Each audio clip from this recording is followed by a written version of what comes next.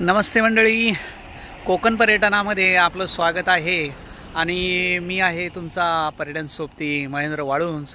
अगदी केरळची आठवण करून देणारं दृश्य आपल्यासमोर आहे आणि कोकणामध्ये संगमेश्वरपासून काही किलोमीटर अंतरावरतीच असलेलं एक ठिकाण मी तुम्हाला दाखवत आहे। समोरचा जो ब्रिज आपण पाहत आहात, या ब्रिजवरून गणपतीपुळ्याला जाण्यासाठी एक शॉर्टकट मार्ग उपलब्ध आहे आणि त्याच्याच बाजूला ही आपण पाहत आहोत ही आहे शास्त्री नदी आणि त्याच्या काठावरचा विहंगम असा परिसर, स्वच्छ सुंदर असं पाणी आणि गर्द नारळाच्या झाडांनी वेढलेले डोंगर आणि आजूबाजूचा निसर्गरम्य असा परिसर।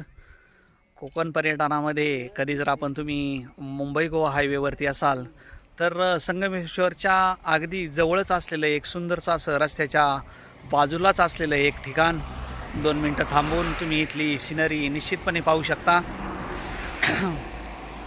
अगदी केरळची आठवण करून देणारं दृश्य।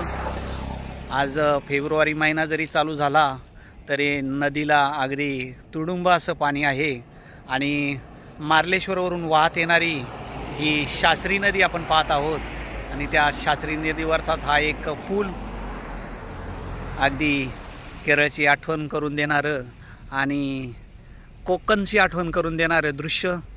समोरच नारळा पोपळीच्या बागा आणि वरतीच एक डोंगरात दडलेलं एक सुंदरसं असं मंदिर आहे। इकडे आल्यानंतर याचा देखील आपण एक ट्रेक करू शकतो।